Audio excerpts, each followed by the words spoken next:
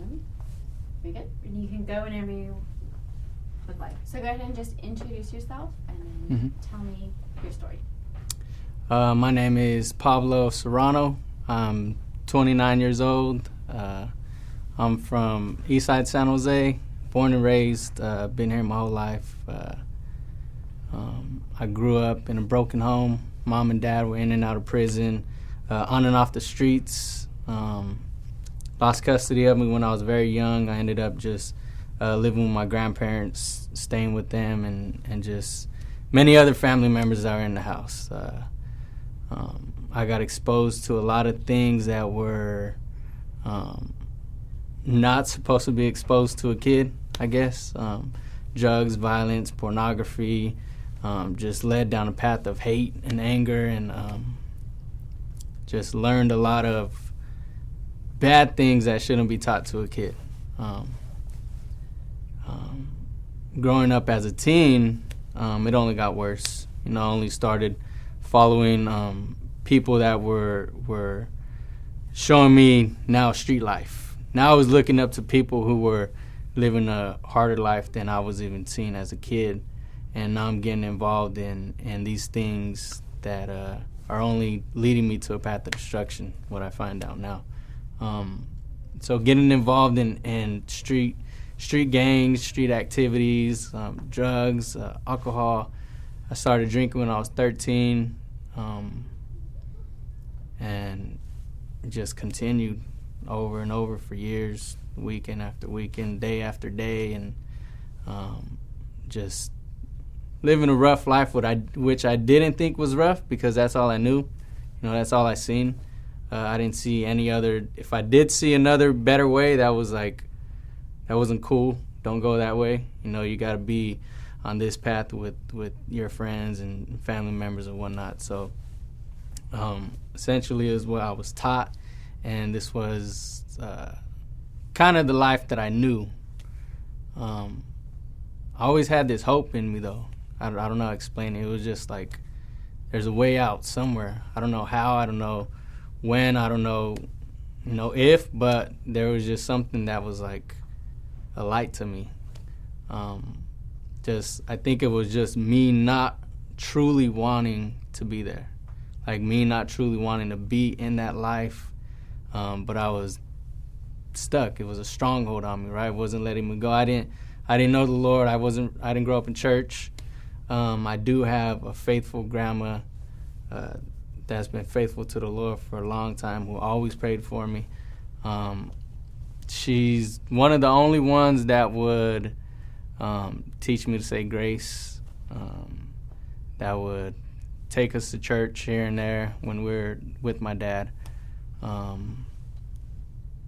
So I really do know that my grandma's prayers got me to where I'm at today, and it's only just seeing her faithfulness, her prayers answered through God, and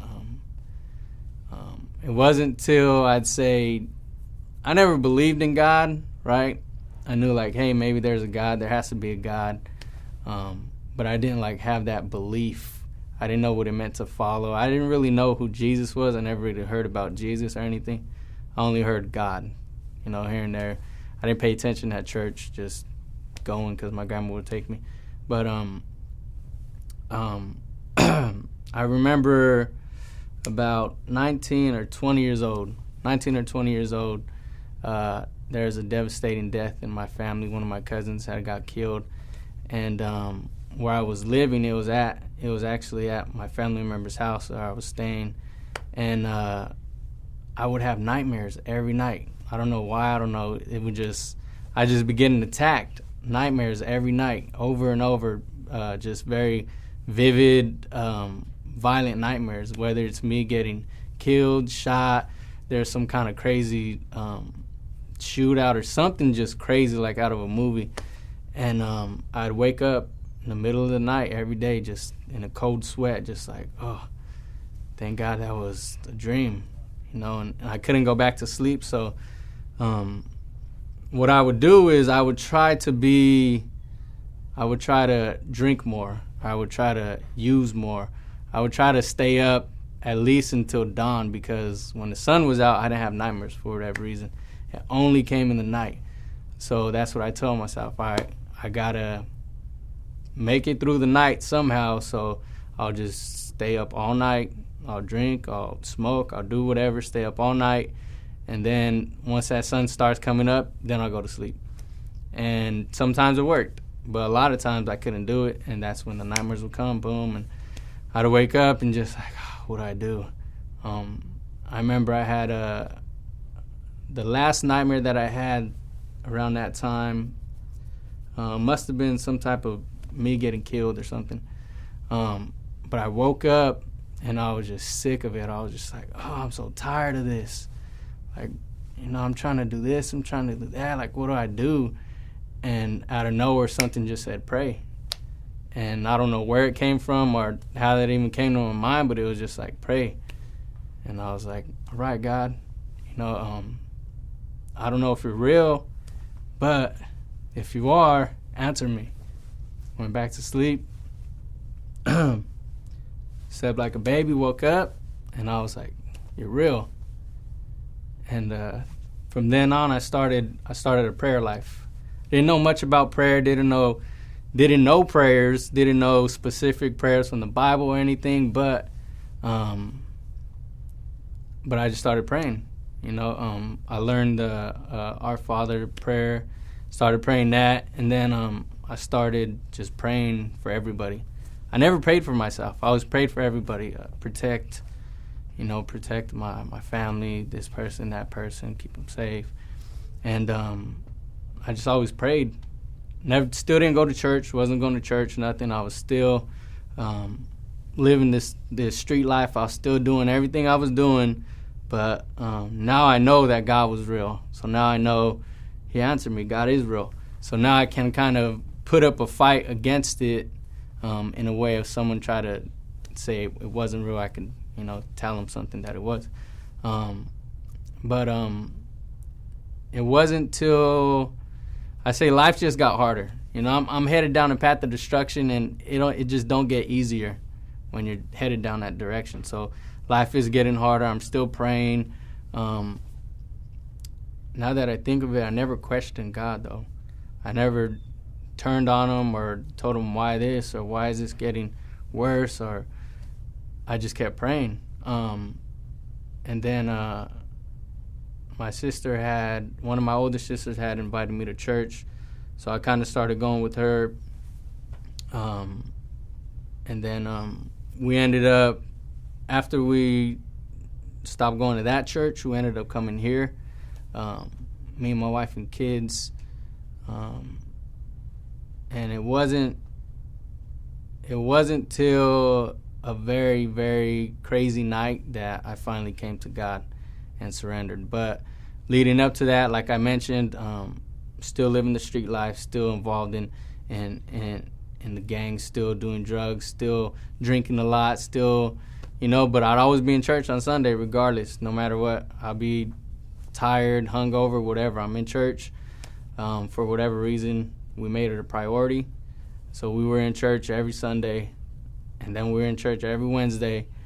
And I remember started getting Pastor Mike's teaching along with Pastor Ken's, both of them together. And then it just started like drawing me to God. And I remember God would speak to me, and he would speak to me during a message and say, this ain't gonna be your life no more. You know, you're gonna be following me. You're gonna let this go. And I would wrestle with him, and I would say, no, that's not me. I can't do that. You know, I'm not ready. You know, I'm not ready for that. It's not me. And over and over, I'd always hear him over and over. You know, I'm gonna take you from this life, and you're gonna follow me. And I'd always wrestle it. It wasn't until I had a very bad night where me and my wife got into a pretty big argument. I was drunk. I was high. You know, was just hurting her emotionally and verbally. And, you know, I had walked away from the fight that we were having. and out of nowhere, some voice comes in my head and tells me, you're not worth it. You're this. You're a bad dad. You're this and that, and it's just telling me, what's the point? Just get it over with already, And I'm sitting there like, that's not me. I don't do that. So I ignore it, walk away. It comes right back to me. And this time it was more aggressive. This time it was more like a friend trying to convince you to do something. And I agreed. But I responded saying, how? And so he told me, the voice told me what to do with the knife in the kitchen. So as I was walking there, and I remember just being completely not there. Like, I was just, I don't know, zoned out. I can't explain it. It just was, I just wasn't there no more. The second I agreed and took off to do what he wanted, it just, like, I just wasn't me. Like, I wasn't in my body or something. It was weird. And then I heard this, I got stopped out of nowhere in my tracks, just boom. And I heard this voice, and it said, God's going to take care of you. God got you. Don't worry about it. God is going to take care of you. And my eyes were open. And I was like, whoa, what was just about to happen right now? What was I about to do? Sat down, sobered up, and went to sleep. Next day was Sunday. Donnie Moore was here preaching, 2014. So we come to church, me and my wife. We're both just completely broken from the night that we had before, and the message that he is bringing forth is just directly speaking to my situation, directly speaking to my night that I had, and it was just like, wow, it's exactly me. That's what he's talking about, me. So at the end, it wasn't an altar call. It was just, stand up if you haven't received Christ, and if you wanted to surrender, and that's what I did. I stood up. I told the Lord, I said, if you don't take over, then I don't know what's gonna happen. You have to take over now. It's in your hands. I can't do this no more. I tried to do it. It's falling apart. It's gonna get worse. Excuse me. So I surrendered, and I said, you take over. It's in your hands now. And from then on, it was just completely different. I didn't know who I was, what I was, why I was. I was just like, this is weird. My wife would say, why aren't you drinking? You're all, at the birthday parties or whatever, you're always drinking. And I just don't feel like, I didn't understand it, but I was just like, I don't know, I just don't want to. And it wasn't until, I guess, a couple months later that I realized I was in the young adults ministry, and I was talking to one of the pastors, and I was like, why am I like this? Like, I don't want to go to family parties because I know they're drinking and acting crazy. I don't want to go places. I don't want to go, hang out with friends because I know they're doing all of this. And, like, how come I'm like this? And he's like, well, you're a new creation. God has made you new, and, although you know those things, it's not the same to you. It's not, the Holy Spirit doesn't want it for you, so it doesn't lead you down that way. So I found out, like, yeah, I'm a new creation. Like, what does this mean? Which led me to, dig deeper and learn more. And just a few years later, I'm getting more involved in the church and being called, answering the call, and just wanting to serve and reach people that were in my position in the past, or just reach anyone that is lost or hurting, And so I opened up myself to just be available to whatever God calls me to just serve and try to live out the gospel as best as I could. So nowadays, 4 years later, I'm serving in multiple ministries. I am just ministering to people randomly, evangelizing. God has put dreams in my heart that I never thought would ever be. Never really had dreams growing up in the first place. But God has just installed dreams within me that I'm like, whoa, that's not something I would have ever thought of. And I'm seeing small dreams coming true. I'm seeing small things that He's providing and answering, and it's just amazing. And nowadays, I'm a man of God. I serve. I love on those who people don't love on, and I try to do my best in every area of my walk. I'm not perfect. I'm not a perfect Christian. I'm not nothing related to that, but I do my best to try and be the light, to those in the dark. I think that's it, unless I missed something. That's great. Are you sure? You gave us a ton to work with. I'll ask you a few questions. You don't need to get too detailed. So let's say like in a minute or so. Okay. Sorry. Oh, one more. Yeah. Okay. In a minute or so. Sorry. So we're gonna take it in sections. So in a minute or so, tell me about your life growing up. If you were to sum up your life in a minute or so. Like from a kid to now? From a kid to 17. 13? To started drinking. 17, yeah. Ish. But let's say before your cousin passed. Let me think. My life in a minute. 19. Your childhood. Your childhood, your teen years. Okay. Are you ready? Ready? You're ready? Okay, so whenever you're ready, go for it. So, from a kid to teenage years, I would describe it fun, exciting, adventurous, a lot of pain, a lot of hurt, a lot of hopelessness, a lot of loss. Trying to figure out things in life at a young age, wondering why this and why that, and am I done? I think I'm done. That was good. Okay, and then let's talk about, so brainstorm with me for just a second about kind of like the main turning point, like where did it really, so it seemed like in your life, which is amazing how you just started, kind of things just started shifting for you and started changing, as far as just your lifestyle really changing. Was there one kind of major turning point for you where it really hit you?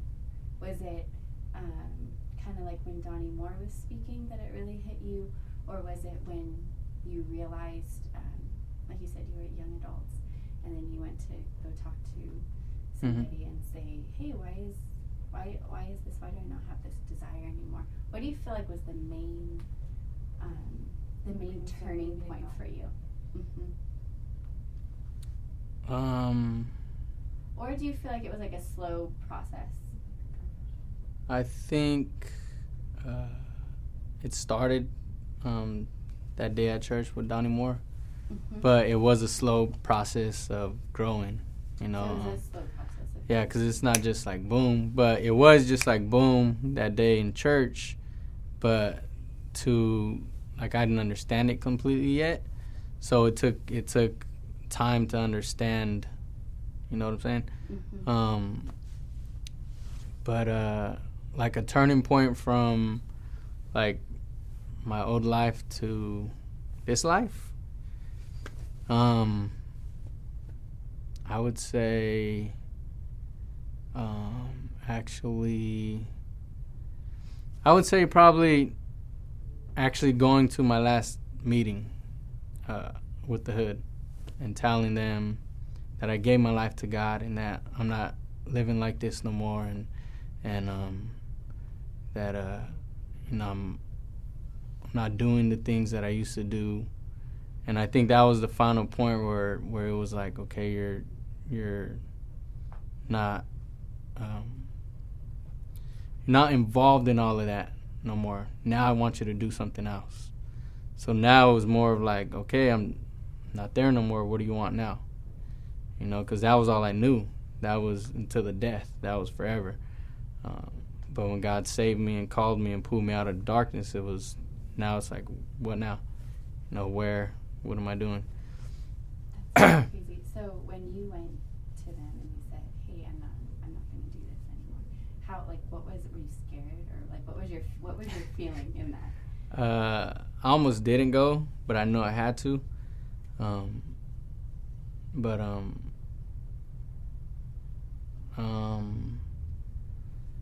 I was really nervous, wondering how the response I would get, what would happen.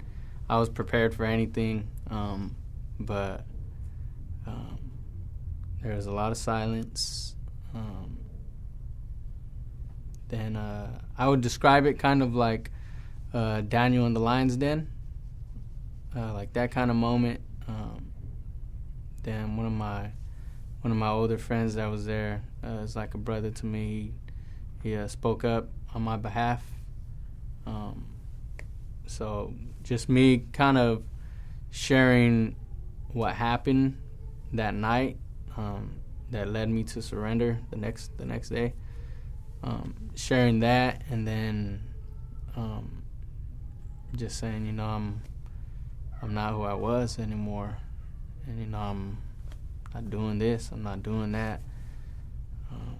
So it was a little scary, but I know that the Holy Spirit was guiding me through it, and just I think one of the scary thoughts would be, these are all my friends, right? Like, I'm being called away from all of this because that's all involved, right? That was one of the first thoughts, that made it a little scary. That made me not want to do it, but God continuing to, lead me to it and lead me through it, just gave me assurance and confidence in it, and to say, yeah, you're leaving that life. That doesn't mean you're leaving those people. I called you to be a light, to be something that they don't have.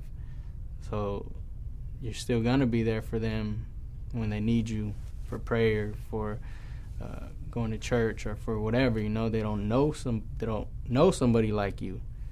Why leave and then just leave?